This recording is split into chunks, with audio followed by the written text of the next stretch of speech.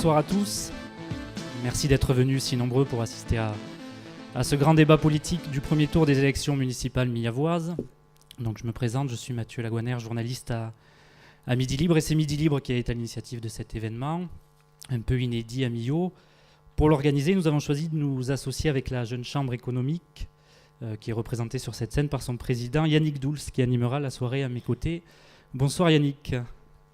Bonsoir Mathieu.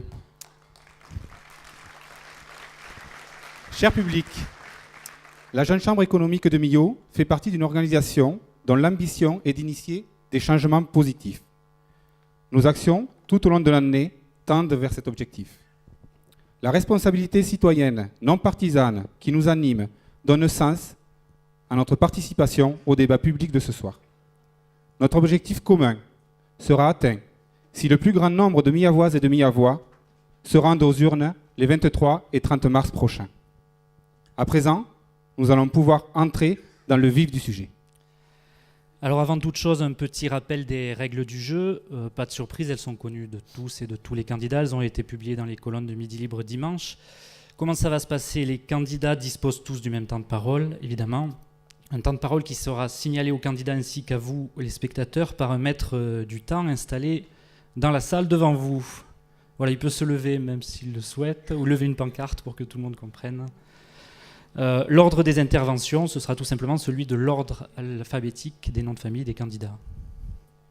Les candidats vont à tour de rôle se présenter et répondront ensuite à une question sur les 6 thématiques. Enfin, une dernière question leur permettra de conclure. Par équité démocratique, chaque intervention sera limitée à 2 minutes. Si un candidat dépasse son temps de parole, ce temps lui sera décompté de sa conclusion limitée à 3 minutes. Voilà, tout est dit. Allons-y. Premier candidat à entrer en scène par ordre alphabétique. Donc il s'agit de Nicolas Bestard.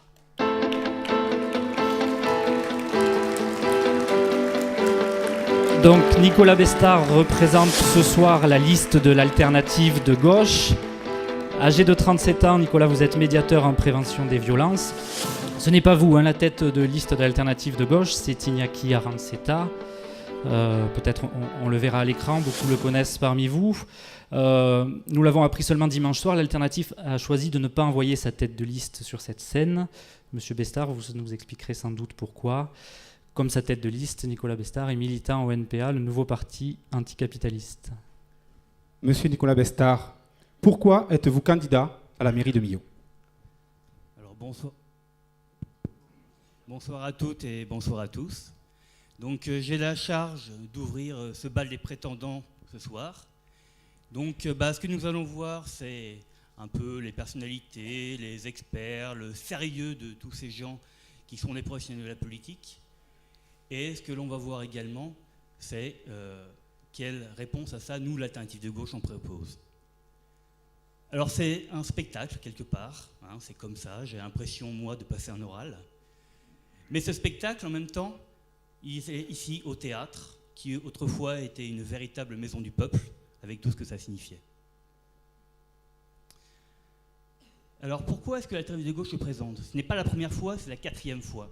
Et à chaque fois, nous avons mis en avant la nécessité d'une rupture avec ce système, qui aussi bien à l'échelle locale qu'à l'échelle départementale, régionale, nationale et internationale, nous envoie dans le mur écologique, avec des catastrophes dont aujourd'hui c'est pas la peine de parler, c'est le 3e anniversaire, une logique productiviste qui nous mène à la ruine, une logique de destruction de tous les acquis sociaux de 2 siècles de lutte, de précarisation de nos conditions de vie, de nos conditions de travail, quand on a encore la chance d'avoir un travail.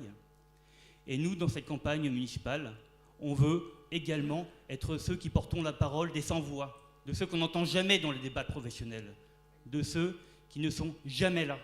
Nous ne sommes pas des professionnels, nous sommes des militants au quotidien, syndicalistes, politiques, associatifs. Et aujourd'hui, on vous offre une possibilité de voter pour autre chose que les 4 partis qui, depuis 40 ans, à toutes les échelles du pays, en fait, gèrent le système avec le résultat qu'on connaît. Il me reste 5 secondes, donc je vous remercie d'être là, et donc à la prochaine intervention. Merci pour la présentation, Monsieur Bestard. Alors on est au théâtre, on va continuer le spectacle avec le deuxième candidat. Il s'agit de Guy Durand.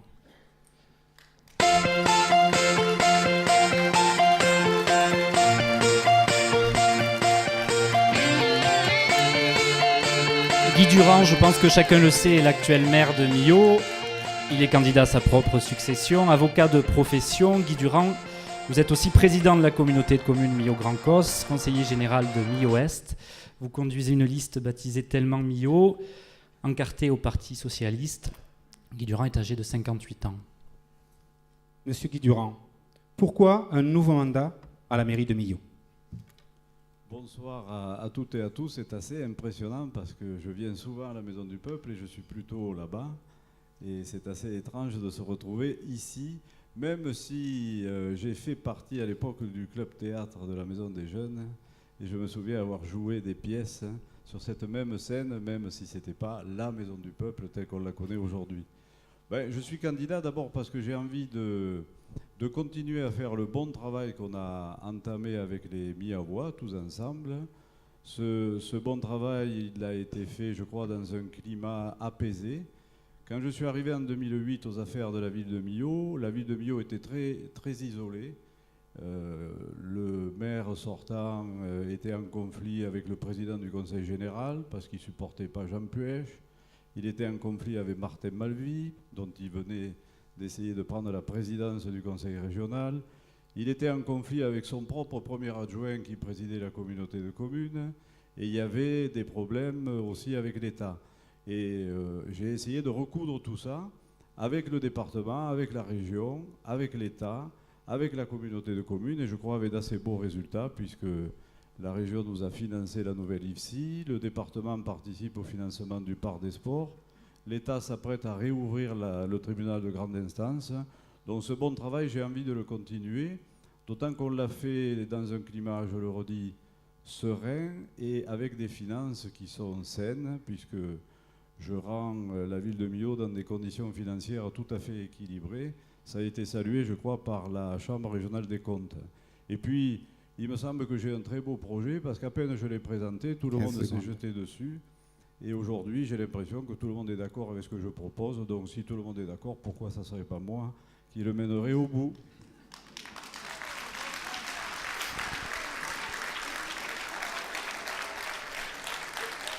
Merci, Monsieur Durand. Allez, c'est au tour du troisième candidat. Et le troisième candidat à se présenter devant vous ce soir est une candidate. Il s'agit de Martine Pérez. Bonsoir, Martine Pérez.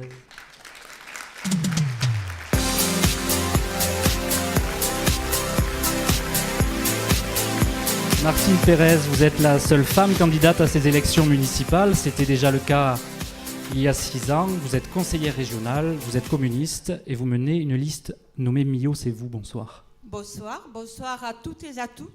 Mais écoutez, moi, j'ai pas du tout l'impression d'être au théâtre. Je n'ai pas encore posé ma question, si vous voulez. On va pouvoir. Madame Martine Pérez, qu'est-ce qui vous a motivé à candidater à la mairie de Millau? Oui, donc je dis quand même bonsoir à toutes et tous. Tout d'abord dire que moi, j'ai pas du tout le sentiment d'être au théâtre parce que je crois que c'est quand même sérieux ce qui se passe sur notre ville de Millau avec des élections municipales. Donc, il y a 6 ans, les Millavoises et les Millavois décidaient à juste titre de mettre fin à la gestion de messieurs Godefroy et Saint-Pierre. Monsieur Durand a mis fin, lui, à des décennies d'union de la gauche. Il a été élu sur la promesse d'un changement. Le changement, à quelques détails près, il n'y en a pas eu. Que ce soit le projet Capelle, que ce soit l'hôpital, que ce soit le centre ancien, que ce soit le social, l'état de nos maisons de retraite en témoigne, on est dans la continuité. La liste citoyenne que je conduis rassemble des militants du Front de gauche, des syndicalistes, des militants associatifs, des citoyens et des citoyennes désireux de s'investir pour leur ville. Nous voulons être des candidats, des élus combatifs, un bouclier social, un pôle de résistance à tous les mauvais coups du gouvernement. Nous voulons gérer la ville de Millau. Nous voulons la gérer sur ce que vous attendez, sur vos besoins. Nous voulons pour cela mettre en place une maison de la démocratie, des conseils de quartier pour toutes et tous. Oui, ensemble, nous changerons Millau. 5 secondes.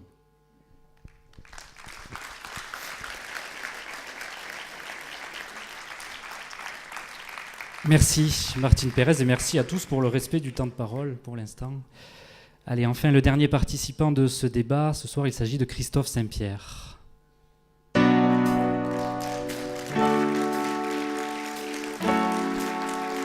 Bonsoir Monsieur Saint-Pierre, votre métier c'est archéologue, vous êtes aussi élu, vous êtes conseiller municipal, vous êtes le chef de file de l'opposition à Monsieur Durand.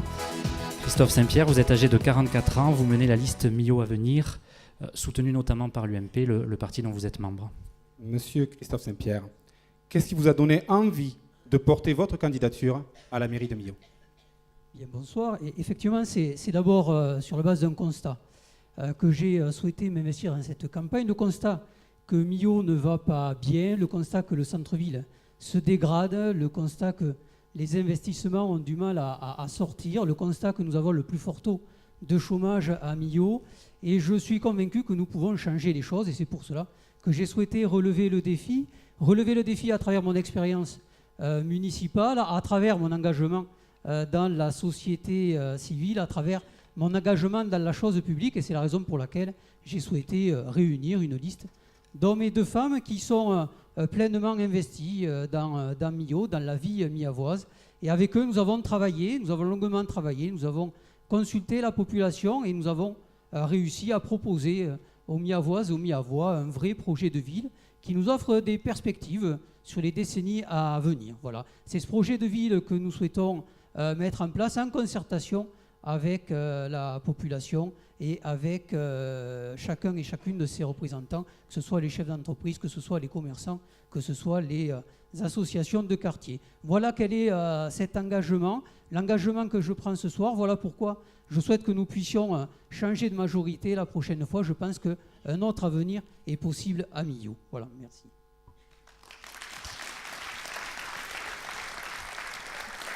Merci Monsieur Saint-Pierre. Pour être complet, il faut préciser qu'une 5e liste se présente à ces élections municipales. Il s'agit de la liste Millau Cap 2014. Elle est conduite par Philippe Ramondin qui est enseignant, il a 44 ans. Voilà, vous l'avez sur l'écran. Ce candidat n'a pas souhaité participer à cette soirée. Allez, tout le monde est là, ceux qui sont là sont bien présents. En tout cas, les présentations sont faites. Il est temps pour vous, Madame et Messieurs, de présenter les grandes lignes de vos projets respectifs sur le mode opératoire qu'on vous a décrit tout à l'heure. La première thématique retenue par Midi Libre et la JCE, c'est l'une de celles qui ont été sans doute les plus évoquées durant la campagne. On va parler d'économie, d'argent public et de fiscalité. Alors en décembre dernier, vous en parliez, Monsieur Durand, effectivement, la Chambre régionale des comptes livrait un rapport détaillé sur la gestion de la mairie. Les magistrats ne formulaient aucune injonction à l'adresse des élus, mais ils soulignaient, je cite, la faible marge de manœuvre de la collectivité. Ces 6 dernières années, les dépenses de fonctionnement ont augmenté plus vite que les recettes, remarquait aussi la Chambre, et la fiscalité locale est, je cite encore, significativement élevée. Voilà pour un bref état des lieux, sans se perdre dans les chiffres. Vous le savez, les dotations de l'État, les subventions départementales et régionales vont se réduire encore. La ville a des besoins d'investissement. Comment envisagez-vous de résoudre cette équation? Monsieur Guy Durand, que nous proposez-vous? Je peux rester assis? Vous pouvez. Bon. 2008, quand je suis arrivé aux affaires, la dette de la ville de Millau était très exactement de 30 millions. 2014, 6 ans après, la dette de la ville de Millau est de 29 millions et demi. Donc elle a légèrement décru. Et entre-temps, nous avons investi 45 millions d'euros. Je parle de la commune. Je considère donc que, et c'est pour ça que la Chambre régionale des comptes nous a salués, nous avons tenu les comptes. Dans cette même période, la fiscalité de la ville de Millau n'a pas augmenté, pas plus que celle de la communauté de communes, puisque les taux sont restés à l'identique pendant toute cette période. Ce que je propose pour les 6 ans à venir, c'est de garder ce même cap financier, à savoir tenir la dette, c'est-à-dire ne pas la faire augmenter au-delà de 30 millions, et puis ne pas augmenter les taux de la fiscalité. Alors quand j'entends qu'un certain nombre d'entre nous, et je pense à Christophe Saint-Pierre, proposent de diminuer la fiscalité, c'est une blague, c'est absolument impossible. S'il y a une solution pour diminuer la fiscalité, c'est de diminuer les subventions aux associations. Et moi je considère que le tissu associatif dans cette ville, il est extrêmement important. La ville attribue 1,5 million de subventions par an et fait vivre ou participe à la vie de ce tissu associatif. Donc nous, ce que nous proposons, c'est très exactement de maintenir la dette, de ne pas augmenter les impôts et de maintenir les subventions aux associations. Pour cela, il faut une gestion sérieuse, raisonnable, il faut tenir les dépenses de fonctionnement, il faut faire, je crois, ce qu'on a fait les 6 dernières années. C'est la seule solution pour s'en sortir. J'ai proposé un programme d'investissement de 35 millions. J'espère que j'aurai l'occasion pendant le temps de ce débat de détailler les différents projets. Là, je suis pile. Merci, Monsieur Guillaume. Vous l'aurez le temps, hein, Monsieur Durand. Il en reste encore beaucoup. Madame Martine Pérez, que ferez-vous, vous, pour cela? Écoutez, moi d'abord, je vais répondre quand même à M. Durand qui vient de nous dire qu'il n'a pas augmenté les impôts, mais il n'a pas besoin de les augmenter parce que le gouvernement qui soutient les augmente à sa place. Il ne les augmente pas, mais il ne les augmente pas pour tout le monde. Les grandes fortunes continuent d'être épargnées. À Millau, il faut savoir que 58 familles possèdent un patrimoine moyen de 2 200 000 euros. Elles payent environ 7 900 euros d'impôts. Je vous laisse calculer combien vous payez en ayant certainement moins. Et il faut quand même savoir que sur la ville de Millau, 1 milliard sur 2 vit en dessous du seuil de pauvreté. Donc je crois que quand on parle de fiscalité et quand on parle d'impôts, il faut arrêter la démagogie. J'entends dans cette campagne, on n'augmentera pas. J'entends M. Saint-Pierre dire, on baissera les impôts. Mais moi, je voudrais que l'on m'explique comment on va faire, alors que le gouvernement va réduire les dotations de l'État.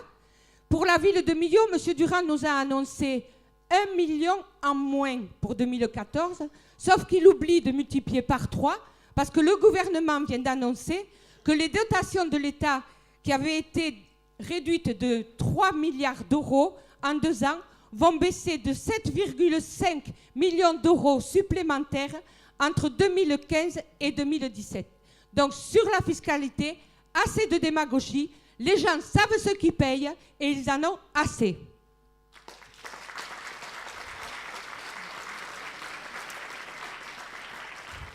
Monsieur Christophe Saint-Pierre, qu'avez-vous à nous dire sur le sujet? Alors, je vois que le débat part très fort. Hein, le débat part très fort. Moi, il y a un élément important dans le thème qui nous était proposé, que vous avez évoqué tout à l'heure, c'est celui de l'économie. L'économie, c'est quand même ce qui nous fait vivre, c'est quand même le moteur de la ville, c'est quand même le moteur de ce qui est censé créer de la richesse. Et cette richesse, nous en avons fortement besoin pour que notre ville puisse se développer, pour que notre ville puisse prospérer. Donc nous souhaitons être aux côtés des investisseurs, aux côtés des entrepreneurs, aux côtés des chefs d'entreprise, aux côtés des commerçants, aux côtés de la totalité des acteurs économiques, parce que nous sommes bien conscients que l'activité économique, ce n'est pas la collectivité qui l'a créée, l'emploi, ce n'est pas la collectivité qui le crée, mais ce sont ces agents économiques qui sont là et qui doivent faire la force de notre ville. Et nous souhaitons être à leur côté, et par exemple en favorisant la création d'un club des entrepreneurs ou en créant un guichet unique pour faciliter les démarches auprès des artisans. Nous avons une forte volonté de promotion du territoire pour arriver à acquérir, à apporter et à amener de nouvelles entreprises pour faciliter la création d'emplois. Sur les finances publiques, notre raisonnement il est très simple. Nous considérons que nous avons un besoin impératif d'investir sur nos fonds propres. Depuis 6 ans maintenant, la tendance du mandat Durand, ça a été systématiquement de faire recours à l'emprunt. Faire recours à l'emprunt, il ne faut pas se leurrer. Tôt ou tard, il y a des remboursements. Tôt ou tard, ça augmente la dette. Et nous sommes à 40% de plus que la strate qui nous concerne. Donc nous souhaitons faire des efforts, faire des économies, retrouver de la capacité d'autofinancement pour investir en propre et diminuer notre dette. Et c'est avec cela, avec cette gestion saine, que justement on arrivera à non seulement stabiliser les taux d'imposition, mais lorsque ce sera possible dans le courant du mandat, arriver à diminuer les taux. Et en tout cas, je peux affirmer ce soir que ça ne se fera pas au détriment des associations, comme vous l'avez dit, ça sera aussi en allant chercher des recettes ailleurs et des subventions. Merci beaucoup, M. Saint-Pierre.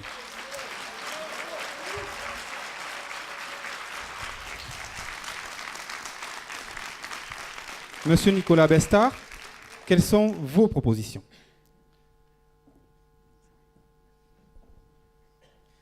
Bon, je vous l'avais dit, il y aurait plein de chiffres vachement marrants.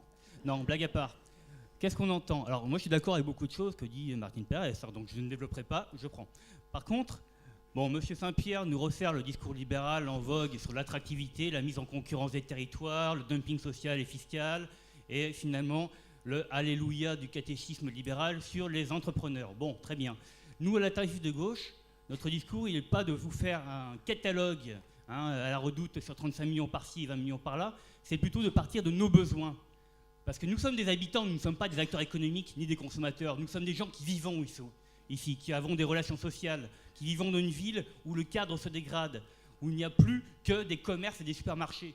Donc au bout d'un moment, la question c'est qu'est-ce qui est socialement utile? Quels sont nos besoins pour vivre bien, pour nous épanouir? Et l'économie doit être pensée comme ça, et pas selon les prêchats de l'OCDE ou de tous les think tanks économistes libéraux. Parce qu'on voit où on en est au niveau du résultat. Donc maintenant, la question, c'est comment on arrête de promettre tout n'importe quoi, parce que les chiffres, c'est que du blabla, mais comment on arrive à déléguer aux gens le pouvoir de se réapproprier ce qui les concerne, à commencer par la question économique. Parce qu'il est bien évident que toutes les politiques libérales d'austérité qu'on se prend sur le coin de la gueule depuis 40 ans, les conséquences de ça, c'est la précarité comme règle, le chômage de masse, la mise en concurrence des jeunes, des salariés, des retraités, des travailleurs, du public et du privé, le démantèlement des services publics, et aujourd'hui, finalement, toutes les politiques de rejet, de division.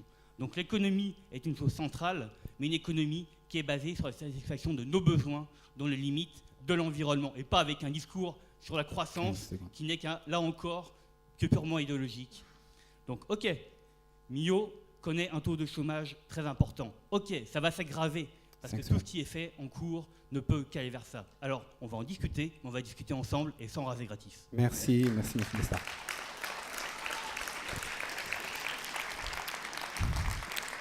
Bon, voilà pour le premier chapitre, et aussi pour ceux qui pensaient que ce débat allait être un peu ennuyeux, ce n'est pas tout à fait le cas. On va passer au deuxième thème de la soirée, l'urbanisme, le centre-ville, le commerce, un petit état des lieux, insalubrité dans les rues, disent chacun, commerce qui tire le rideau, la rue de la Capelle que chacun connaît, qui était l'une des plus vivantes de Millau, en est l'illustration frappante. Le centre-ville millau fait parfois triste figure. Alors, mesdames et messieurs, le sujet se trouve dans tous vos programmes. Le constat est le même, il faut agir. Vous venez de nous faire part de vos ressources financières.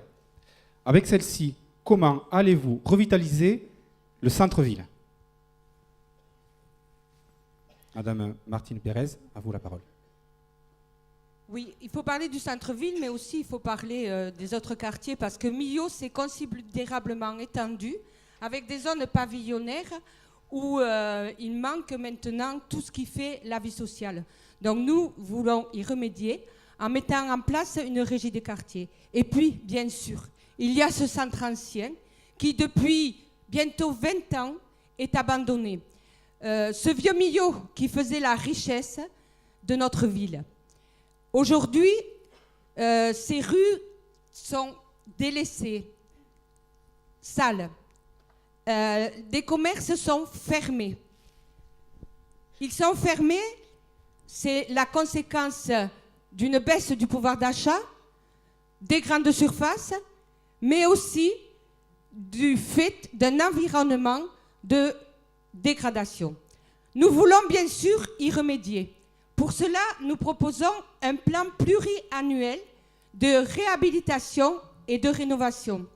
Nous proposons aussi que tous les bâtiments rénovés soient mis aux normes écologiques, parce que c'est important. Voilà. Donc, revitaliser le centre ancien, c'est une priorité.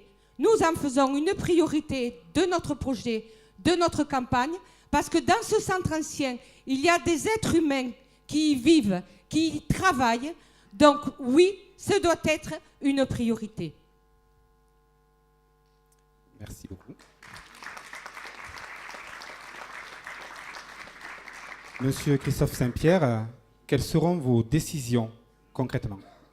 Alors, effectivement, notre priorité en matière d'urbanisme portera sur le centre ancien. Tout le monde en est d'accord, vous l'avez évoqué, le centre ancien meurt, le centre ancien est à l'abandon. On doit avoir une véritable action sur ce centre-ville. À notre avis, nous pouvons travailler sur le maillage de ce centre ancien pour en faire un véritable centre-ville attractif. Nous devons recréer de l'espace public, recréer des espaces verts en centre-ville pour le moderniser et le rendre plus agréable. Nous avons, nous, défini un périmètre, effectivement, sur le cœur historique, déterminé par les boulevards périphériques, et puis une zone de l'avenue Gambetta jusqu'au pôle Le Rouge avec l'accès au Tarn. Et nous devons avoir une vraie réflexion sur les quais. Les quais doivent devenir des quais urbains, ils doivent être la vitrine de la ville. Alors même si nous avons aussi à l'esprit la création d'une passerelle, les premières études que nous avons sont très loin d'atteindre les 5 millions d'euros que l'on nous propose aujourd'hui sur cette passerelle.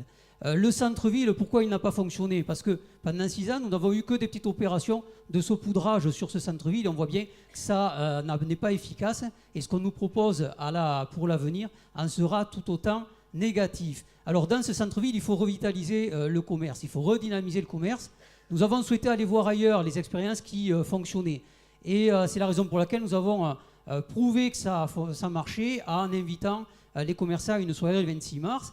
Autour de la création de ce qu'on appelle un office du commerce et de l'artisanat. Ça marche tellement bien que des candidats se le sont appropriés depuis, alors que ça fait 6 ans qu'ils n'ont pas mis les pieds dans un seul commerce. Quoi qu'il en soit, cet office fonctionne. Il est là pour dynamiser le commerce de centre-ville. Il est là avec un manager centre-ville pour amener de nouvelles propositions et en particulier un dispositif qui fonctionne très bien, qui est un service internet avec acheteramio.com. Voilà, nous devons revitaliser ce centre-ville et toute notre énergie se portera là-dessus.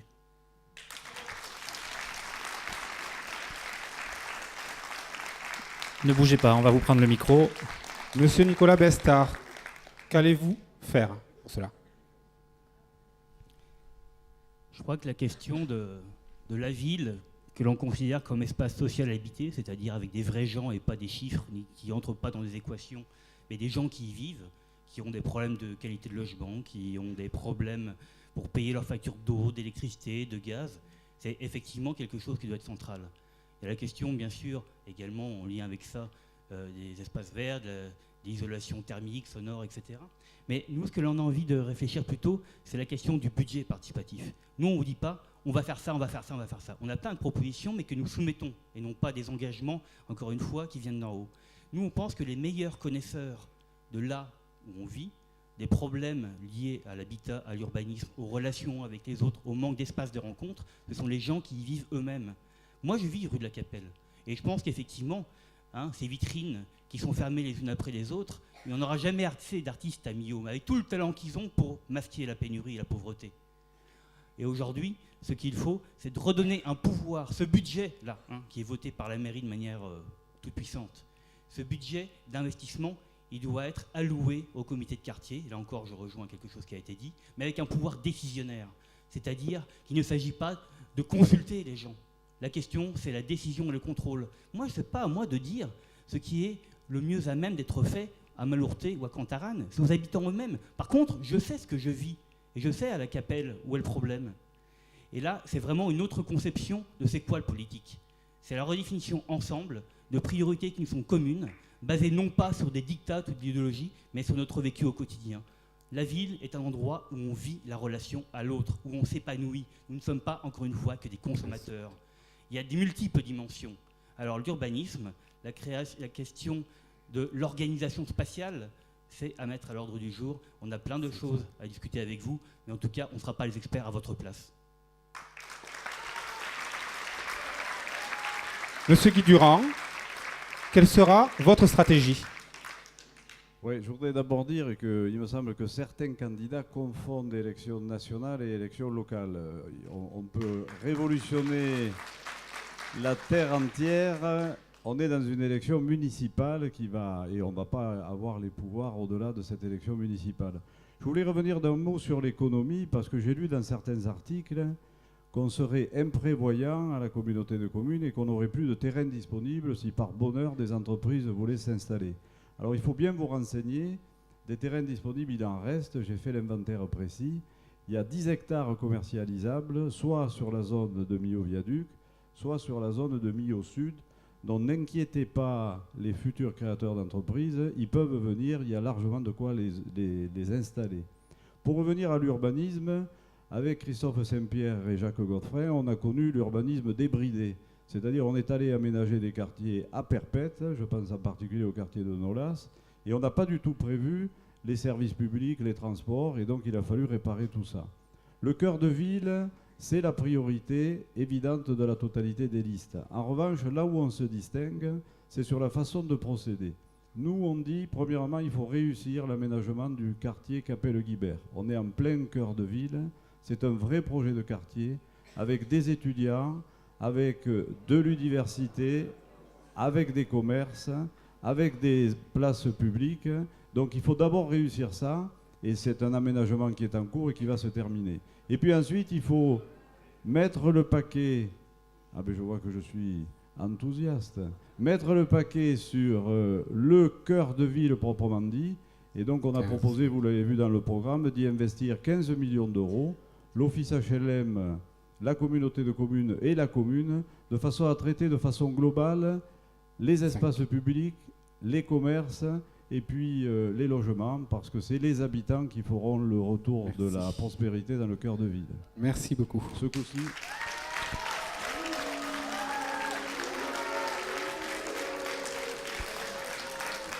Peut-être pour les spectateurs du fond qui s'étonnent qu'il y ait autant de bruit devant, les places ont été réservées pour les colistiers, voilà, donc ils sont regroupés en nombre et ça réagit forcément un peu plus.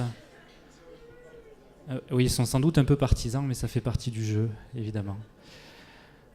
Allez, c'est la troisième thématique. Maintenant, elle concerne évidemment tous les Millavois dans leur vie quotidienne, puisqu'on va parler de santé, de social et de services publics. Alors l'hôpital de Millau, les finances de l'hôpital de Millau vont mieux, mais au prix de concessions difficiles pour un personnel inquiet. Il y a eu quelques... Tout le monde n'a pas notre point de vue. Plus que le personnel est inquiet même, hein, visiblement. Voilà, on leur a demandé quelles concessions. Vous les connaissez, puisque vous réagissez. La désertification médicale, c'est un sujet qui touche aussi la ville. Avec un taux de chômage plus élevé qu'ailleurs, on y reviendra peut-être en parlant d'emploi, une part croissante de la population millavoise a sans doute besoin d'être accompagnée par la collectivité. S'occuper du centre-ville est important, mais nos concitoyens, jeunes et moins jeunes, ont aussi besoin d'être rassurés quant à leur avenir des outils de santé locaux et de la présence des services publics dans notre ville. Comment comptez-vous les renforcer ? Monsieur Christophe Saint-Pierre. Bien, merci. Donc je voudrais amener une précision. Le centre hospitalier dont on nous dit depuis des mois et des mois, on l'a sauvé, tout va bien, il est à 13,5 millions de déficit cumulé sur les 4 dernières années. Donc il ne va pas si bien que ça, le centre hospitalier à Millau. Donc, par contre, je pense que le plan de retour à l'équilibre qui est proposé est de nature, à altérer l'attractivité du centre hospitalier et à démobiliser les personnels. Voilà. Nous, sur le centre hospitalier, qui est une de nos priorités, nous avons un vrai projet d'établissement proposé qui est tourné autour de la télémédecine et du territoire de santé numérique et qui est un vrai projet qui peut à la fois fédérer le personnel et permettre d'apporter une nouvelle technologie pour accompagner les patients et les professionnels de santé. Notre souci, il se porte aussi sur les maisons de retraite. Alors, nous sommes tous d'accord pour dire qu'il faut reconstruire une maison de retraite. Notre souci, nous, il porte sur l'investissement. Il porte sur l'investissement parce qu'il faut que nous arrivions à le faire subventionner le plus largement possible, parce qu'en bout de chaîne, le montant de l'investissement, c'est ce que les résidents vont payer au prix journée. Il faut s'attendre à ce qu'il y ait une augmentation du prix journée de 20 à 30 euros. Et c'est la raison pour laquelle nous travaillons aussi sur un autre dispositif pour les personnes âgées qui souhaitent rester à domicile, qui s'appelle le bien vieillir chez soi. Sur les plus démunis, nous pensons, et nous avons commencé à travailler avec les associations caritatives sur l'épicerie solidaire, qui est un véritable moyen d'accompagner les plus démunis, et puis sur la ressourcerie, qui, au-delà de son aspect environnemental, peut être un dispositif d'insertion pour les travaux manuels dans la revalorisation des objets usagés. Voilà, nous sommes conscients de ces soucis-là, et nous avons d'autres actions dans ce domaine, notamment en particulier sur la petite enfance, où nous souhaitons véritablement accompagner les parents avec l'ouverture de places de crèche supplémentaires et en adaptant les horaires par rapport aux horaires décalés des parents qui travaillent.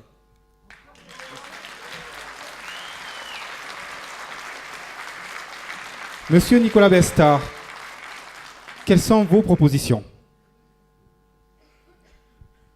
Alors, j'entends bien que certains candidats ne souhaitent pas parler du niveau national, parce que là, c'est un bon exemple.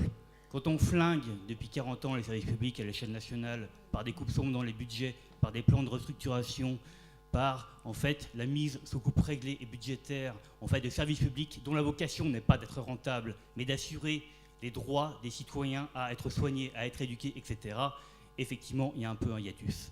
Donc, on ne peut pas à la fois pleurer sur le sort de l'hôpital et en même temps soutenir la RGPP, les politiques de liquidation des services publics.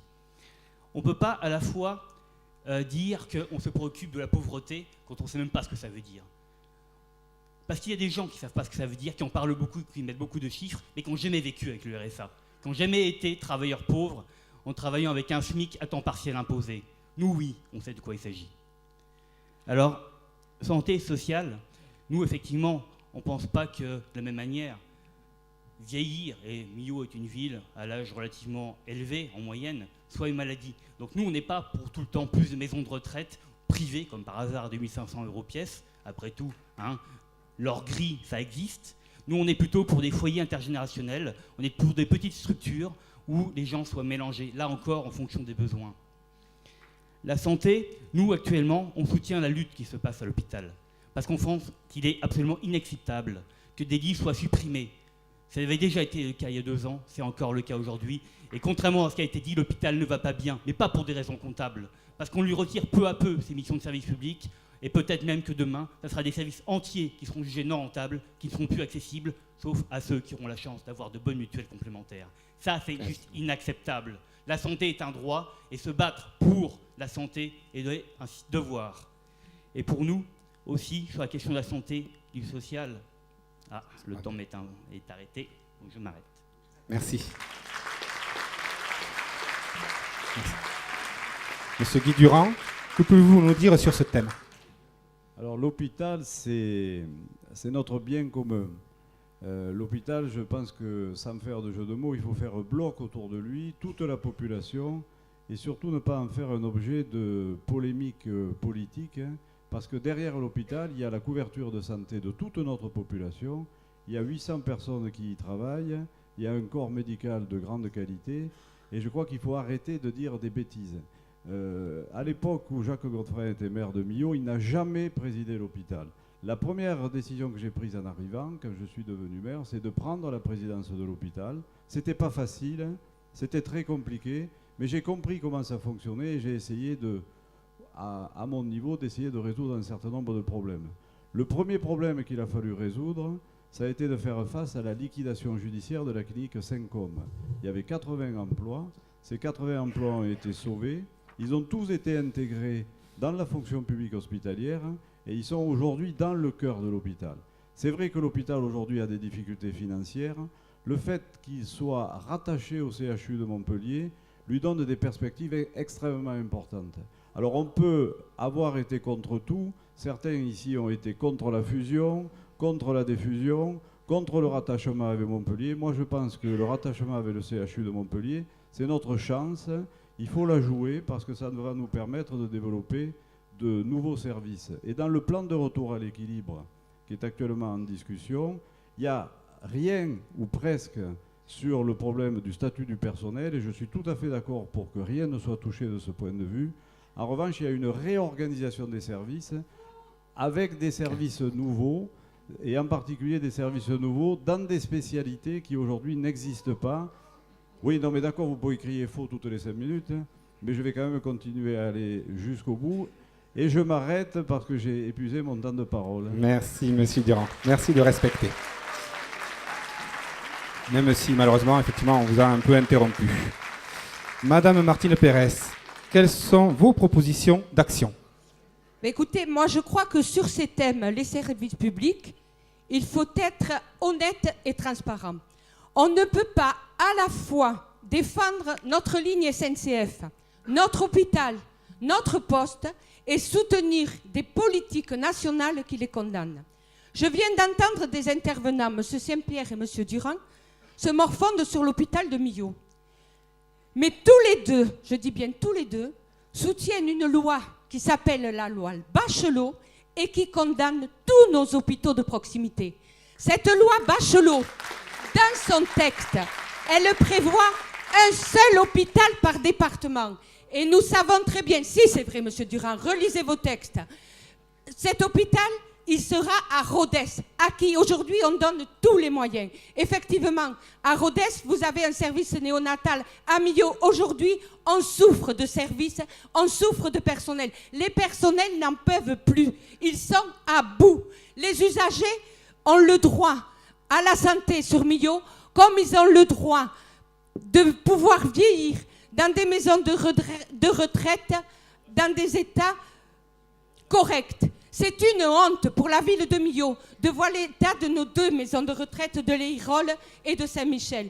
Je crois que, M. Durand, ce mandat se termine. Vous auriez été grandi de réhabiliter ces maisons-là et de considérer nos aînés un peu mieux. Merci beaucoup. Merci Martine Pérez. C'est bien, il y a de l'ambiance, hein, ça rappelle le sens historique de ce lieu, donc la Maison du Peuple et les réunions du passé. 4e chapitre, alors c'est un chapitre qui tient à cœur évidemment à la JCE qui co-organise avec Midi Libre, l'éducation, la formation et l'emploi. Faire un petit point chiffré, il y a aujourd'hui précisément 596 étudiants à Millau, selon nos comptes. Un pôle universitaire a ouvert ses portes l'an passé. Et Millau figure aujourd'hui parmi les 10 sites universitaires du schéma régional de l'enseignement supérieur. Côté emploi, le constat est peu réjouissant. Le taux de chômage ici avoisine les 13% quand il est de moins de 8% sur l'ensemble du département de l'Aveyron. L'activité d'une ville se dynamise, notamment par sa jeunesse. Comment projetez-vous de garder nos jeunes actifs et d'en attirer de nouveaux? Monsieur Nicolas Bestard, je vous en prie. Merci. Donc, je vais vous parler d'éducation, de la formation et des emplois en 2 minutes. La question, c'est comment garder nos jeunes? Mais on ne garde pas nos jeunes dans une ville où il n'y a rien pour les retenir. Et d'ailleurs, c'est la situation telle qu'elle est aujourd'hui. Enfin, au bout d'un moment, il n'y a pas de baguette magique. Par contre, sur la question de l'éducation, nous, à l'Alternative de gauche, ce que l'on souhaite mettre en place, c'est bien sûr tout ce qui est soutien aux écoles, avec tous les moyens dont une municipalité à gauche disposerait en termes de veto sur les suppressions de classes, les licenciements, etc., etc. Mais aussi, on veut aller vers une éducation populaire. Ça, pour nous, c'est central dans notre campagne. C'est-à-dire qu'on pense qu'un budget participatif géré par la population elle-même nécessite qu'il y ait auparavant l'éducation populaire permettant d'acquérir la compréhension des enjeux, la capacité à ne pas déléguer toujours nos responsabilités, mais aussi à se les approprier, et ça dans les différents quartiers de la ville, et pas simplement à la mairie. Sur les emplois, là aussi, il y a à Millau des capacités qui sont liées aussi à la spécificité historique de la ville, avec des besoins aujourd'hui qui sont non satisfaits, mais par contre, toujours une volonté de créer avec des mots comme attractivité, tourisme comme solution magique à tout, quelque chose de factice. Il y a dans tout un tas de quartiers aucun commerce. Il y a une capacité à identifier les besoins de la population, mais ça encore faut-il qu'il faut les connaître, c'est-à-dire qu'il ne faut pas s'intéresser simplement à des objectifs idéologiques. Et ensuite, nous, on est pour une intervention publique. On n'est pas du tout pour le non-soutien. Donc la mairie devrait mettre ses moyens humains et techniques, effectivement, à l'installation de commerçants, à l'installation d'artisans, à l'installation de toutes celles et tous ceux qui peuvent aujourd'hui correspondre à des besoins non satisfaits. Et ça n'a rien à voir avec les supermarchés qu'on nous promet, la CAPEL, aux emplois précaires. Alors évidemment, Merci. en 2 minutes, je suis désolé, ça fait vraiment caricature, mais en tout Merci. cas, il y a une autre manière de faire. Merci beaucoup. À Monsieur Durand, le micro. Monsieur Guy Durand. Alors c'est vrai qu'il faut aller très vite. Je conteste formellement le chiffre de 13% de chômeurs. Il y a énormément de chômeurs sur la ville de Millau, personne n'en discute. En revanche, le véritable chiffre, il est de 9,2. C'est assez simple. C'est assez simple à comprendre. Le chiffre de 13%, il concerne ce qu'on appelle la zone d'emploi, c'est-à-dire Millau, Saint-Afrique et Séverac, alors que le chiffre de 9,2 concerne la ville de Millau. Et donc on est d'une certaine façon dans un chiffre élevé, mais qui est très proche du chiffre aveyronnais. On le précisera dans nos colonnes. Alors, Il y a Monsieur pas de Durand le problème. vérifiera et on Il précisera. n'y a pas de ça. problème. Hein. La question de l'éducation, si on prend les deux bouts de la chaîne, la responsabilité de la commune, ce sont les écoles maternelles et primaires. Je pense que sur ce secteur-là, on a fait ce qu'il fallait faire, y compris en construisant une nouvelle très belle école, qui est l'école du Puy-de-Calais. Et on a, je crois, donné à ces écoles les moyens de fonctionner, y compris en se battant pied à pied pour conserver les postes de professeurs. Et on arrive à la fin de ce mandat avec le même nombre de professeurs qu'il y avait au départ, et ça n'a pas été facile. L'université, c'est une question qui est, je crois aussi, qui fait l'unanimité. Il y a aujourd'hui 120 000 étudiants en Midi-Pyrénées. Il y en a 4 500 dans le département de l'Aveyron. L'objectif d'en avoir 1000 sur la ville de Millau me paraît un objectif qui est à portée de main. C'est un objectif qui est ambitieux, mais c'est un objectif qui va ramener de la jeunesse dans le cœur de ville. Et je crois que c'est la seule façon de redonner de l'espoir au cœur de ville, parce que c'est pas en créant des postes d'animateurs commerce ou des offices des machins et des bidules qu'on arrivera à remettre de l'activité. Ce qu'il faut ramener dans le cœur de ville, ce sont des habitants. Et le projet, évidemment, Capelle-Guibert permet de ramener des habitants. Merci.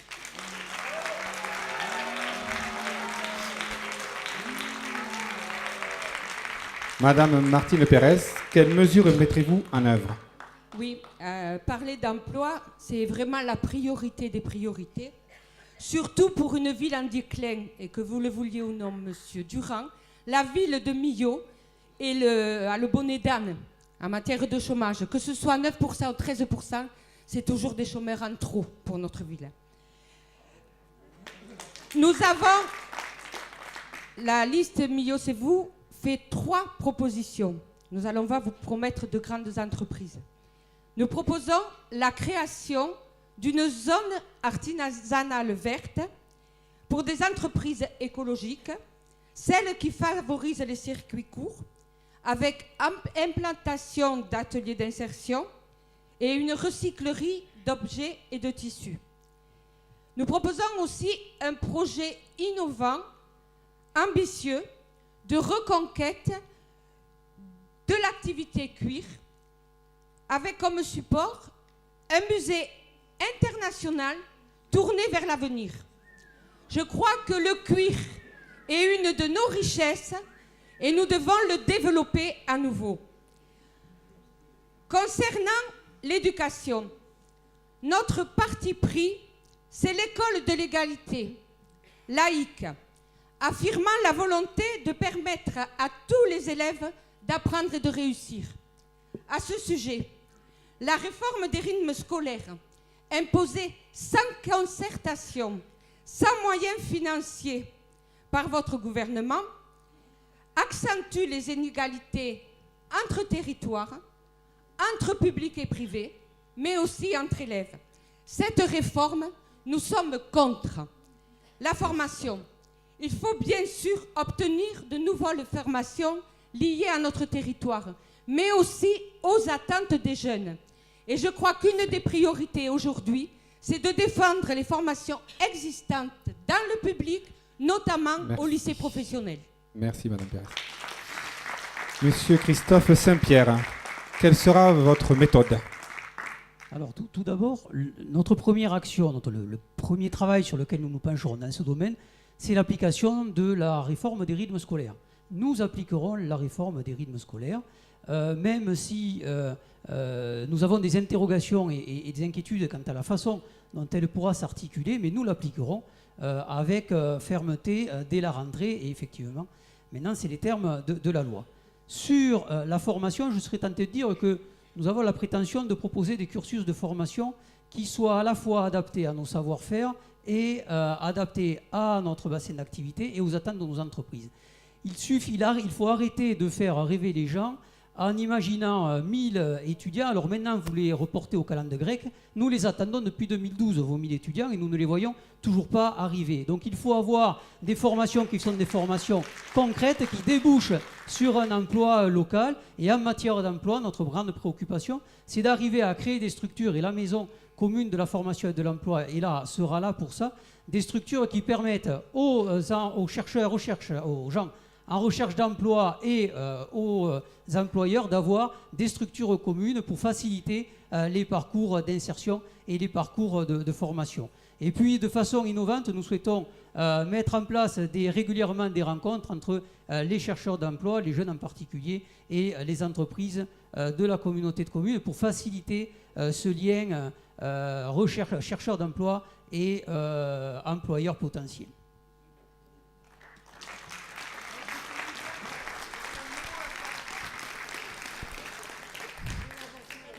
Allez, nous en sommes maintenant à l'avant-dernier thème de la soirée. Déjà, on va parler de tourisme et d'environnement, de compétences plutôt intercommunales. La petite parenthèse, pour la première fois, et vous le savez sans doute, les membres du futur conseil de la communauté de communes Millau-Grand-Cos, mais comme ailleurs, seront élus au suffrage universel direct. Leurs noms seront fléchés sur les bulletins de vote que vous mettrez dans les urnes les 23 et 30 mars.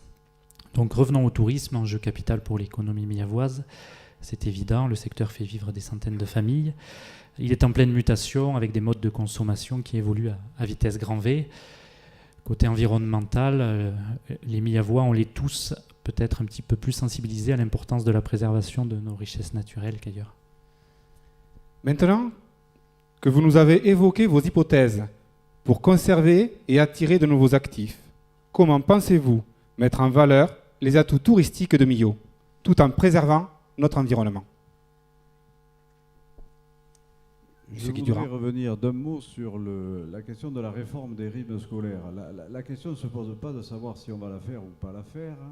Elle est contenue dans la loi, elle va être faite.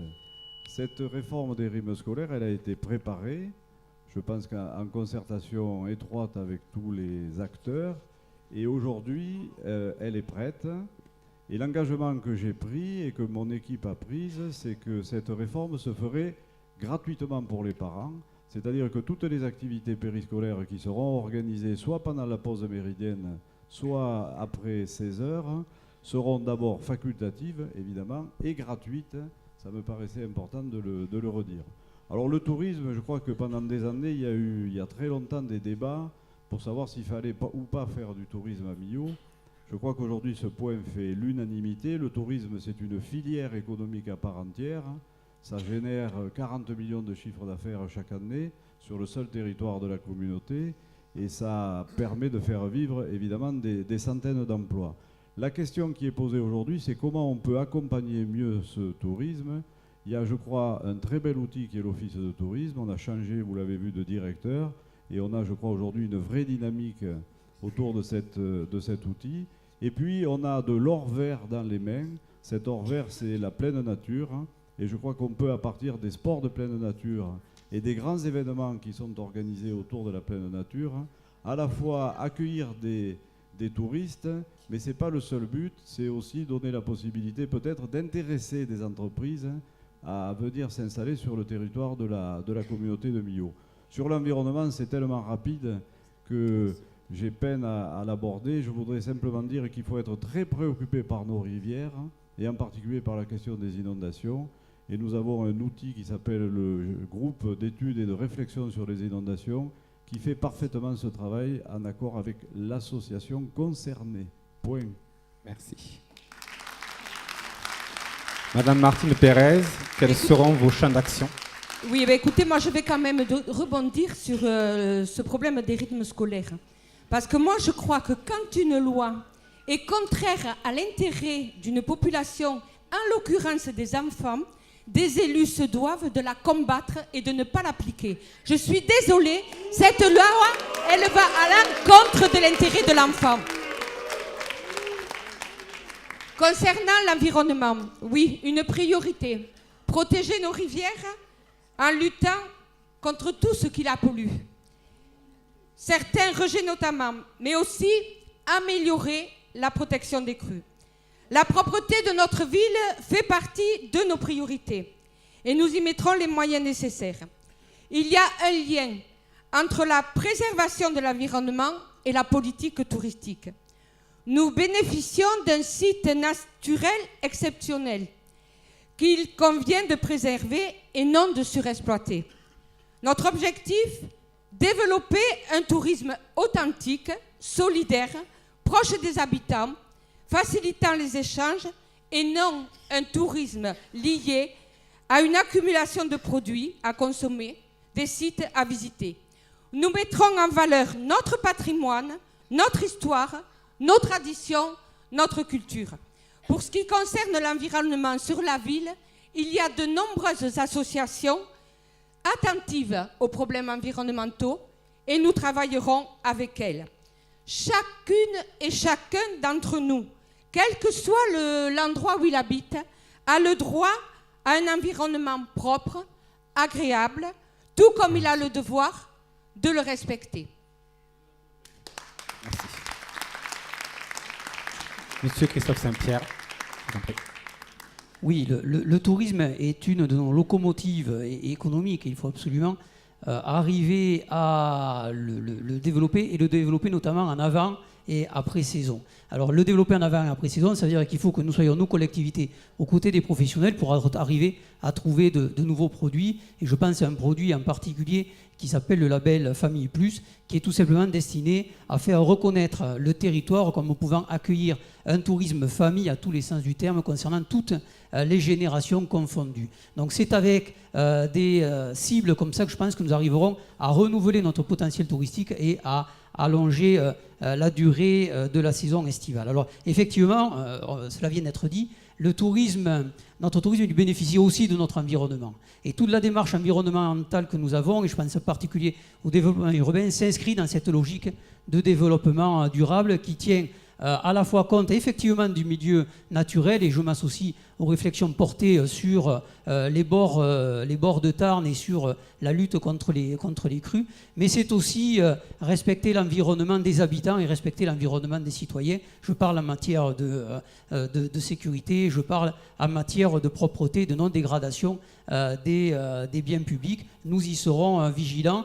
C'est ça aussi l'environnement, c'est l'environnement du citoyen.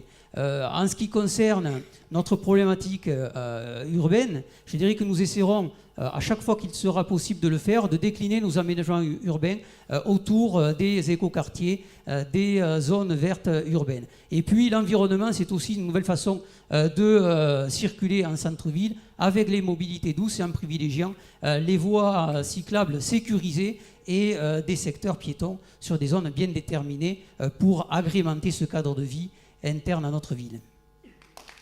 Merci.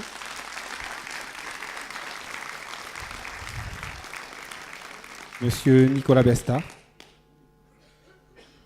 Oui, juste un mot aussi sur l'université. Moi, c'est marrant, à chaque fois que je vais au pôle universitaire distribuer des tracts, je prends mes 1000 tracts et je reviens avec 940. Alors, je ne sais pas où ils sont, mais en tout cas, moi, je ne les trouve jamais. Alors, bon, blague à part, sur tourisme, ah oui, ça dépend des heures, mais des fois, je reste 2 heures ou 3 heures devant, c'est long, vous savez. Alors, aujourd'hui, c'est vrai, le tourisme est présenté souvent comme un peu l'alternative à la perte des emplois. Il y a des territoires à développer l'attractivité, les mettre en concurrence, etc., etc. Dans une situation quand même compliquée, parce que Millau n'est quand même pas le centre du tourisme de luxe, où des gens ont beaucoup d'argent à dépenser ici, à part éventuellement la Ganterie, bien sûr. En même temps, on a une paupérisation de la population à l'échelle nationale qui fait qu'il y a de moins en moins de gens qui partent en vacances, qui dépensent de moins en moins et qui partent pour des périodes de plus en plus courtes. Alors on nous parle bien sûr de grands événements. Toute la stratégie MIO est basée sur les grands événements. Les grands événements dont les impacts sont extrêmement forts à des moments donnés. Des événements qui ne sont pas basés finalement, ou très peu, sur la rencontre entre les populations qui accueillent et les personnes qui viennent finalement consommer du territoire, consommer d'espace, consommer du temps, du loisir, mais qui en aucun cas ne sont concernés, ou bien sûr, je ne vais pas schématiser, ne sont pas dans l'esprit de la rencontre. Alors nous, ce qu'on voudrait, c'est plutôt un tourisme doux, un tourisme réparti sur l'année, un tourisme qui ne soit pas simplement concentré sur des grands événements, mais qui soit également basé sur les besoins des populations. Quelles sont les attentes des populations en termes également de loisirs, de rencontres? Parce que finalement, la valorisation du patrimoine bâti, non bâti, culturel, environnemental, je vais pas revenir sur la nécessité de réinterroger également l'usage du territoire. Tout ça doit être pensé de manière concertée, également avec les professionnels, mais pas simplement pour que Millau ne soit qu'une vitrine touristique pendant quelques mois et quelques événements, et que le reste de l'année, ça soit un désert. Merci beaucoup.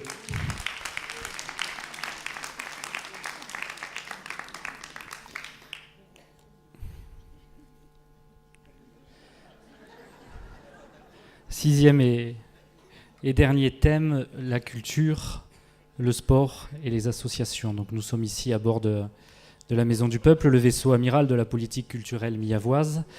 D'autres équipements de la ville, le musée ou le cinéma notamment, ont sans doute besoin d'un souffle nouveau.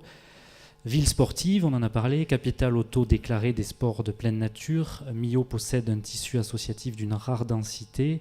La ville compte près de 400 associations déclarées en préfecture. Je pense qu'on sera tous d'accord sur ce chiffre.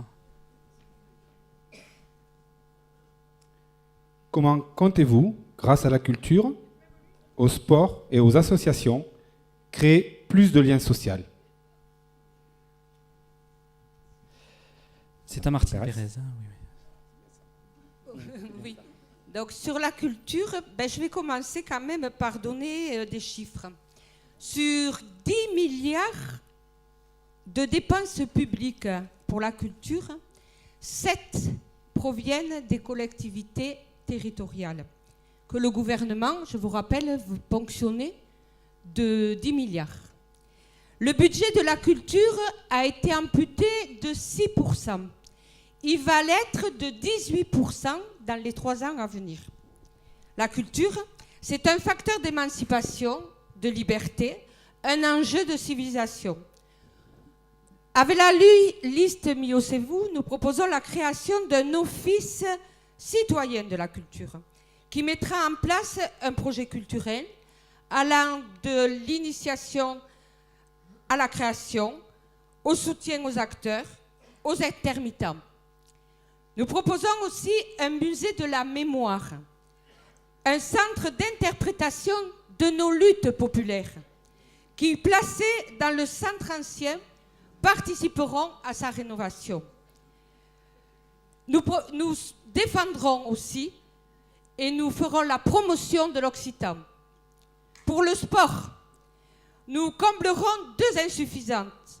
L'aménagement d'espaces en plus grand nombre pour les activités de sport-loisirs, la rénovation régulière de nos installations, piscines, gymnases, dojo, et je rajoute le créa. Leur détérioration pénalise les utilisateurs et à l'arrivée, cela coûte beaucoup plus cher quand il faut tout refaire. Nous proposons la création de chèques culture ou sport pour les familles à revenus modestes. Sport et culture reposent essentiellement sur la vie associative et le bénévolat. Les associations ont un rôle de service public. Merci beaucoup. Monsieur Christophe Saint-Pierre, quelles sont donc vos propositions? Oui, d'abord je voudrais remercier M. Lagouaner d'avoir qualifié la Maison du Peuple de vaisseau amiral de la culture à Millau. C'est un qualificatif qui me touche. Voilà. Je voudrais tout simplement dire que la culture et le sport participent au développement de la ville. Effectivement, il y a beaucoup d'associations qui supportent et qui animent ces 2 domaines. Et je crois que je le renouvelle auprès d'elles. Nous serons absolument à leur côté pour leur permettre de se développer. En matière culturelle, effectivement, je citerai que 2 exemples. C'est la notion, et Madame Pérez l'a évoqué tout à l'heure aussi, de retravailler sur l'offre muséographique du musée Péguerol, avec notamment en développant le secteur donc, en direction du musée du gant et de la mode, qui peut véritablement devenir là aussi un fer de lance de la culture miavoise. Et puis, de façon novatrice, nous souhaitons nous positionner dans le cadre d'un pôle des arts numériques et des nouvelles technologies, qui est un domaine culturel innovant qui pourra fédérer de nombreuses associations culturelles miavoises. Et en matière de développement sportif, bien évidemment, les grandes manifestations sportives sont un enjeu primordial pour notre ville, mais il faut aussi penser à développer un sport qui soit plus tourné vers la pratique familiale, et notamment à travers des activités proposées par les clubs et les horaires d'ouverture des infrastructures sportives. Alors bien évidemment, en termes d'infrastructures, nous pensons à la piscine, et il faudra trouver d'autres modes de financement. Et puis je dirais que le sport, il se fait aussi dans les quartiers, et nous envisageons de développer des petits parcs des sports, des city parks dans les quartiers pour permettre cette pratique de la population locale dans les quartiers.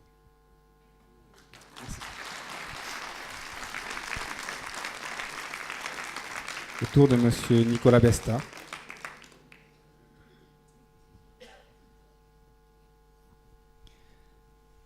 L'alternative de gauche a une vision, en tout cas en matière de sport, qui est la promotion de la pratique sportive, l'accessibilité des pratiques sportives, et en aucun cas une vision de compétition et d'élitisme. Parce que pour nous, finalement, le sport doit être synonyme de bien-être, d'épanouissement de l'individu, du groupe, mais en tout cas, ce n'est pas une concurrence entre des compétences, ce n'est pas, pour notre point de vue, ce que l'on a envie de mettre en avant, un jugement avec tous les phénomènes qu'il peut y avoir également d'exclusion liés en fait à ce qui est de la concurrence et de la compétition. Donc ça, pour nous, c'est très clair. Nous sommes à fond pour le développement des pratiques sportives, mais pas pour tous les mécanismes qui sont associés, hélas, au culte de la performance et de la compétition. Ça, c'est une chose qui est importante parce que c'est la même chose en culture. Alors, la programmation de cette salle est merveilleuse, mais nous, ce que l'on aimerait bien, parce qu'on est aussi militants associatifs pour la plupart sur la liste, c'est qu'il y ait des lieux simplement pour que la création, alors il y a la fabrique, etc., mais que dans les quartiers, il y ait également des lieux qui soient gérés par les habitants pour que ça soit également de l'art qui vienne d'en bas, de l'éducation populaire, de l'art populaire, quelque chose qui émerge des envies des habitants et pas toujours qui leur soit donné comme finalement de la consommation. On vient au spectacle, on vient au cinéma, on va faire du sport, etc. Non, il faut libérer les énergies, et là pour le coup, au sens de la créativité. Et ça c'est possible, mais ça suppose au moins qu'il y ait déjà les bases matérielles pour le faire, ce qui, à Millau, est vraiment problématique. Alors, sur la question du lien social, les associations, bien sûr, elles sont fondamentales. Elles sont, en fait, ce qui aujourd'hui fait tissu... Bon, je vais m'arrêter vu que le temps m'est compté. Donc simplement dire qu'il faut aider les associations, mais qu'il faudra certainement, dans le cadre qui est le nôtre, mettre des priorités sur celles qui ont justement comme finalité le lien social et l'aide pour les gens qui sont le plus en difficulté. Merci. Monsieur Guy Durand, quelle est votre vision ? Oui, la culture, c'est le premier poste budgétaire de la ville de Millau. C'est le secteur dans lequel on dépense le plus, et je crois que c'est un choix politique, hein, parce que je suis tout à fait d'accord avec tout ce qui a été dit. La culture, ça lie et ça permet de se développer personnellement et collectivement.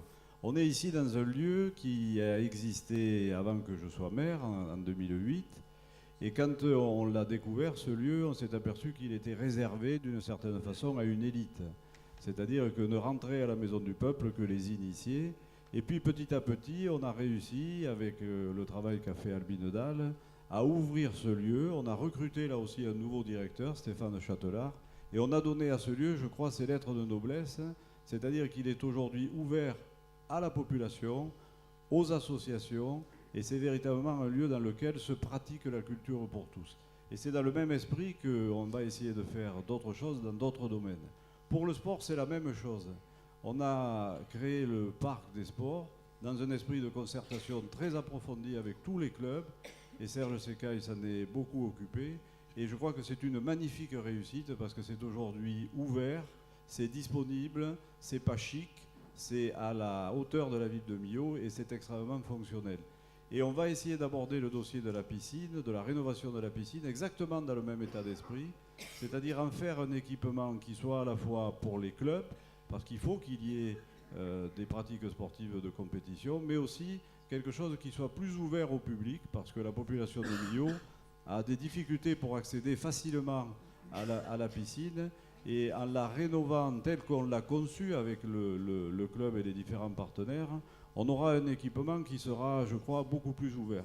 C'est un équipement dont la rénovation va coûter un peu cher, mais le plan de financement est déjà prévu et il est dans les 35 millions dont j'ai parlé tout à l'heure.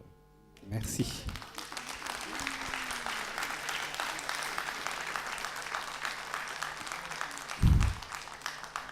Merci, voilà, on a abordé toutes les thématiques au menu. Il est déjà temps de conclure. Pour vous signaler qu'on m'a soufflé qu'il y a pas mal de monde aussi dans le hall, puisque les débats sont sonorisés, et ceux qui n'ont pas réussi à rentrer dans la salle peuvent aussi profiter des échanges depuis le hall de la Maison du Peuple. Maître du temps, pouvez-vous me donner le décompte pour la conclusion? Je tiens d'ailleurs à signaler que nous avions convenu avec Mathieu que, par galanterie, nous terminerions la conclusion par Madame Martine Pérez. Donc nous commencerons la conclusion par Monsieur Christophe Saint-Pierre.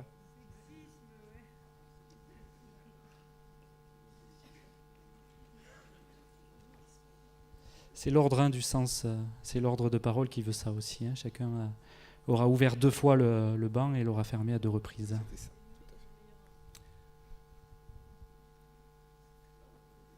Chers candidats, vous envisagez de prendre en main les destinées de la ville. Votre engagement, votre détermination se nourrit de vos projets pour Millau. Afin de conclure cet échange, pouvez-vous compléter cette phrase? Dans 6 ans, j'aurais échoué si, j'aurais réussi si. Monsieur Christophe Saint-Pierre, dans le décompte du temps, il vous reste donc, pour conclure, 2 minutes 56 secondes. Oh, je pense qu'on pourra lui accorder les 3 minutes. Voilà qui est Je pense aussi, effectivement. Voilà qui est exactement précis. Écoutez, moi je serai extrêmement bref et je ne répondrai pas tout à fait à votre question dans ce sens. Je dirais, dans 6 ans, nous aurons réussi notre mandat parce que nous aurons réussi à investir sur nos fonds propres en limitant le recours à l'emprunt. Ça me paraît important. Nous aurons réussi notre mandat parce que le taux de chômage aura diminué. Ça prouvera que notre action en faveur de l'économie a été positive. Nous aurons réussi notre mandat parce que la population aura augmenté et ça prouvera que toutes les mesures que nous avons prises auront favorisé le dynamisme de cette population. Et puis nous aurons réussi notre mandat si, et je l'affirme, nous avons, il est temps que nous terminions, on est en danger. Je l'affirme, nous aurons réussi à contrôler et diminuer les impôts des Miavoises et des Miavois. Et puis moi je voudrais dire une autre chose. Je crois qu'il faut pour Millau véritablement changer d'équipe municipale, changer de majorité. Il faut changer cette équipe municipale que je dirais un peu, c'est l'équipe municipale des fausses bonnes nouvelles. Hein. C'est les fausses bonnes nouvelles des 1000 étudiants qui sont plus que 500, de la bonne santé du centre hospitalier qui a 13,5 millions de déficit. C'est les fausses bonnes nouvelles, année après année, 2010, 2011, 2012, 2013, sur les centaines d'emplois sur Capelle-Guibert, on n'a toujours pas vu arriver les grues. Ce sont les fausses bonnes nouvelles, non pas du TGI, comme Guy Dural l'affirmait tout à l'heure, mais de l'arrivée de la chambre détachée du TGI, dont nous n'avons toujours pas les décrets d'ouverture de la part du Premier ministre et du garde des Sceaux. Donc voilà une campagne municipale engagée, une campagne municipale dynamique. Et en tout cas, je vous remercie toutes et tous de l'écoute et de l'accueil que vous nous avez réservé.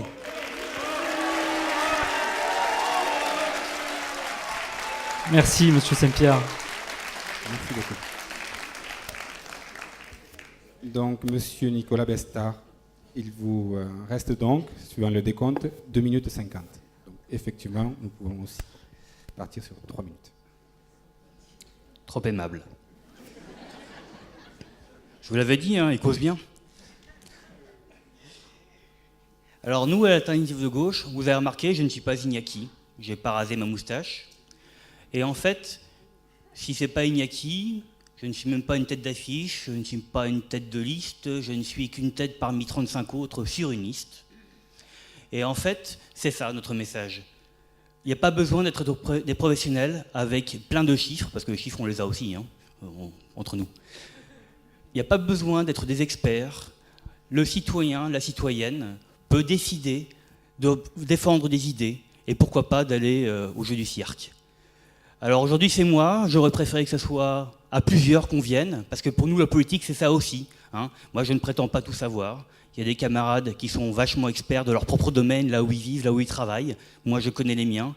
Et en fait c'est collectivement qu'on peut réfléchir et qu'on peut avancer vers quelque chose qui nous convienne en termes de relations sociales, de redéfinition de ce que c'est que la vie dans une ville, mais aussi de reconstruction d'une opposition à ce gouvernement. Parce que quoi qu'il soit dit aujourd'hui, ce que l'on vit ici, à Millau, dans nos situations de travailleurs exploités, de jeunes précaires, au chômage, c'est lié à une politique qui est menée. Ça ne vient pas du ciel. Si on a les bras et les mains qui sont en partie liés, c'est parce qu'il y a des politiques qui sont menées et qui détruisent un après un les piliers de la solidarité pour les remplacer, comme je l'ai entendu, par de l'aide caritative. Ce n'est pas notre projet. Alors, ce que j'ai envie de vous dire dans le temps qui reste, c'est que nous, on a un programme. Notre programme, ce ne sont pas des listes de propositions qu'on vous dit « on fera ». Ce sont des propositions qu'on vous soumet pour ouvrir un débat et pour qu'ensemble, on arrive à redéfinir ce qu'est une gestion vraiment participative, c'est-à-dire pas consultative, mais décisionnaire, de ce qui fait que notre quotidien est ce qu'il est. Hein, nos relations entre nous, la question de l'emploi, la question de l'aménagement urbain, de l'environnement, parce que la manière de parler en 2 minutes de choses comme ça, qui sont découpées d'une manière que moi je ne comprends pas, hein, parce que le monde il est complexe, il ne se divise pas en choses simples. Et en plus, en 2 minutes, à traiter 3 thèmes, c'est juste pas possible. Donc nous, ce que l'on vous invite à faire, c'est pas de continuer après les élections, avec nos élus, ensemble, à construire sur le terrain des lieux d'organisation, de débat et de lutte. Et pour finir, ce que je vous invite à faire, dans les 30 secondes qui me restent, c'est plutôt que de voter blanc, parce qu'aujourd'hui, le vote blanc, le ras-le-bol de ce jeu où c'est toujours les mêmes qu'on voit, bah, plutôt que de voter blanc, de nous abstenir, c'est de voter rouge. De voter rouge pour la question sociale, de voter noir pour l'aspect libertaire et de voter vert pour la question environnementale. Quant à Martine, j'ai envie de dire que je suis d'accord avec plein de choses que tu dis. C'est tellement dommage que le PC gère le système à beaucoup d'échelles et se présente avec le PS dans beaucoup d'endroits. Monsieur Guy Durand, donc suivant le décompte, il vous reste 2 minutes 43. Oui, je voudrais dire à Christophe Saint-Pierre qu'il est gonflé parce que c'est le gouvernement de Nicolas Sarkozy, c'est Rachida Dati qui a fermé le tribunal de grande instance de Millau. Et bizarrement, pour certains d'entre vous, c'est le gouvernement de François Hollande qui va réouvrir le tribunal de grande instance de Millau.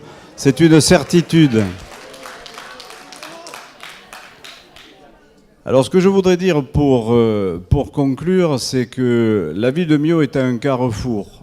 On va rentrer, parce que la France va rentrer progressivement dans la sortie de la crise.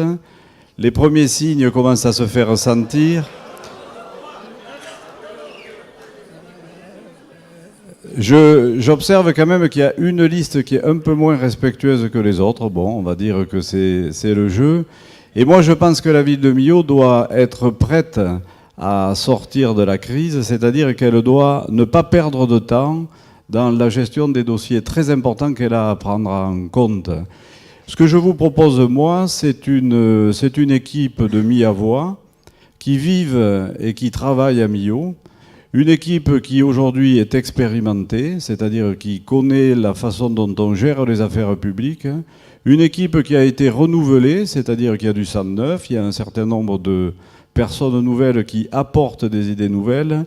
Et cette équipe, elle est capable de se mettre immédiatement au travail, sans perdre de temps et sans faire perdre de temps à la ville de Millau. C'est en tout cas ce que je vous propose. Et au premier tour, je vous en prie, ne dispersez pas vos voix, votez pour Tellement Millau. Merci.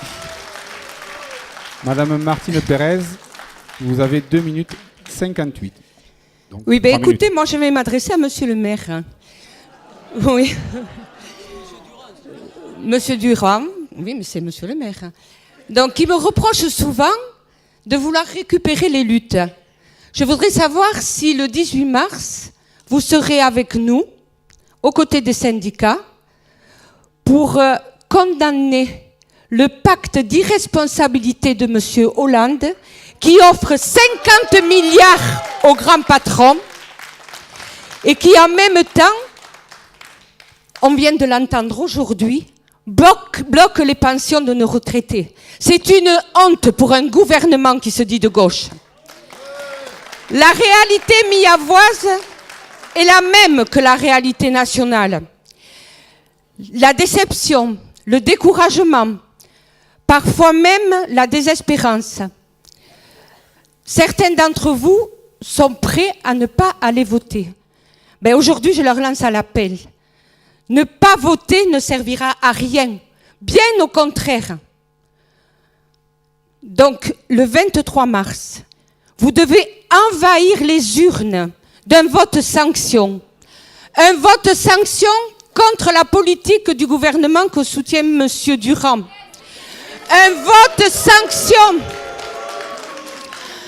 vote sanction contre messieurs Ramondin et Saint-Pierre, qui sont les représentants locaux d'une droite revancharde. Oui, le 23 mars, vous pouvez voter pour des candidats qui ne vous trahiront pas. Je le dis, j'ai confiance. Notre liste, Millau c'est vous, rassemble des militants du Front de gauche, des syndicalistes, des militants associatifs. Nous voulons vous donner du pouvoir. Je le dis, le bilan, si nous réussissons, ce sera parce qu'on vous aura donné du pouvoir et qu'on aura réussi la démocratie participative. Et je crois qu'il serait temps, parce que depuis qu'on entend parler de démocratie participative et que les choses se décident ailleurs qu'avec les gens, il faut changer. Et le véritable changement, c'est de voter pour la liste Millau c'est vous. Je ne dirais pas le changement c'est maintenant, parce qu'il y en a un qui l'a dit, nous a trompés. Monsieur Durand, vous le reprenez et vous nous avez trompés aussi. Merci. Donc, nous sommes donc au terme de ce débat, de ces échanges. Merci à vous, public, d'être venus si nombreux. Merci aux candidats de s'être livrés à cet exercice démocratique. Merci Mathieu de nous avoir donné l'opportunité de créer cet événement ensemble. Et merci aux bénévoles de la Jeune Chambre économique de Millau. On a essayé de faire vite, mais visiblement certains veulent partir. Juste un petit mot à ceux qui souhaiteraient pouvoir poursuivre la discussion avec les candidats ou leurs colistiers. Donc c'est tout à fait possible parce qu'il n'est pas très tard, hein, ça peut continuer, c'est aussi ça la politique, dans le hall du théâtre de la Maison du Peuple, bien sûr. Les candidats ont tous amené des programmes pour ceux qui voudraient approfondir un petit peu la connaissance de leurs projets respectifs. Un petit remerciement aux techniciens de la Maison du Peuple qui nous ont accueillis, ceux de Midi Libre aussi, qui ont travaillé cet après-midi sur la scénographie. Voilà, la campagne électorale, elle continue dans les colonnes de votre quotidien, sur notre site internet. Bonne soirée à tous et merci. Merci.